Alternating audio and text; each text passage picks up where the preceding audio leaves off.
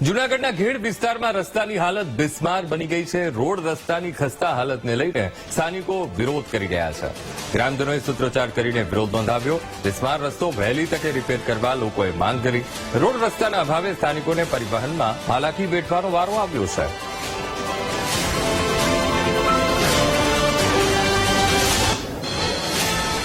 ખાસ સરકારશ્રીને વિનંતી છે કે આ તમામ ઘેડ વિસ્તારના જે રસ્તાઓ છે તે ખરેખર ડામરવાળા કરે છે તેને બદલે સિમેન્ટ રોડ કરી નાખે તો ભવિષ્યમાં એ રસ્તા બગડતા નથી અને ખેડૂત અને બધાય ગામને લાગુ પડતા 5-5, 7-7 કિલોમીટરના રસ્તા આશરે 500 થી 600 કિલોમીટરની રેન્જના રસ્તાઓ કુલ બને છે.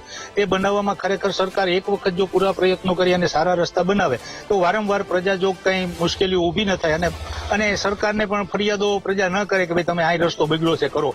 સરકારે આ 4 વર્ષની અંદર કોઈ પણ જાતનું અહીંયા કામ કર્યું નથી. રસ્તાની હાલત એવી છે કે કોઈ સ્ત્રીને પ્રસૂતિ હોય, ડિલિવરી આવી હોય તો તમે અહીંયાથી પાડોદર પહોંચાડી લો ત્યાં રસ્તામાં ડિલિવરી થઈ જાય.